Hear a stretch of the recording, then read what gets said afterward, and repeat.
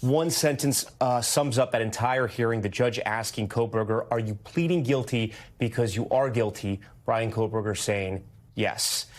He has pleaded guilty to 5 criminal counts, 1 of burglary and then 4 counts of murder. Laura Jarrett, Danny Savalas joining me here in studio. There was overwhelming evidence that was listed point by prosecutors there in Latah County, talking about everything from the purchasing of the K-bar knife, the sharpener, the sheath that was left behind, DNA on that sheath that matched Bryan Kohberger, that he had driven around the area. He was caught on surveillance video several times there. He turns his phone off, turns it back on after the murders. And maybe one of the most chilling details, he takes a selfie just hours after the killings in his mirror with a thumbs up. Laura? Yeah, we basically just heard the prosecution's opening statements there. They would have provided probably more detail and color when the actual trial happened, but I was actually surprised to hear how much Bill Thompson, the lead prosecutor there, went into detail with the family members sitting right there, Tom. This is something they have never heard before. They have never heard that much from Bryan Kohberger. Remember, this is their first time, for some of them, facing him there head on, listening to him say,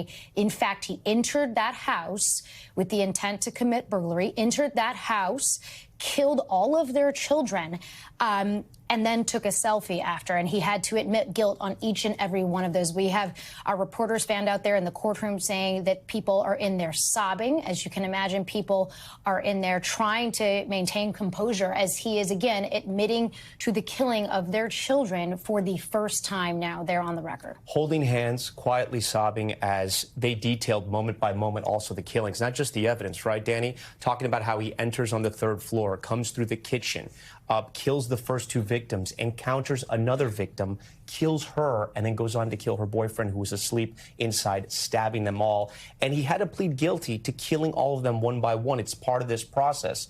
We also know that the judge sort of made a plea, if he will, the judge could, in the court of public opinion, saying that his office has been inundated with calls not to take this plea to make sure he gets the death penalty. And the judge saying, Danny, he doesn't have the power for that. This is in the prosecutor's hands. Explain that to our viewers. Yes, and this is not a democratic process. This is not like writing your senator. You don't write to the judge because the judge is supposed to be able to make the decisions he makes without the outside influences of people who may have an interest in this case.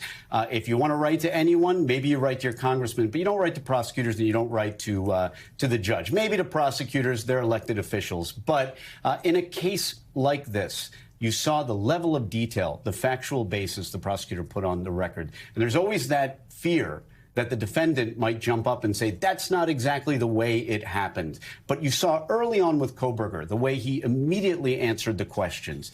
Yes, as to each fact that the judge asked him to put a factual basis on the record and how quickly he was able to say guilty to each of these counts, very quickly erased any notions I had that he might protest or otherwise blow up this plea hearing, which is always a possibility at a plea hearing, especially one in a high-profile case like this. Laura, sentencing is July 23rd. We know he's got 4 life sentences plus 10 years. The judge making it clear he can't ask for any more. He could lessen that sentence, but it didn't sound like he was going to. Yeah, I think the judge sort of previewed, I think, where this is going. The judge said, look, he's basically getting the statutory maximum here already.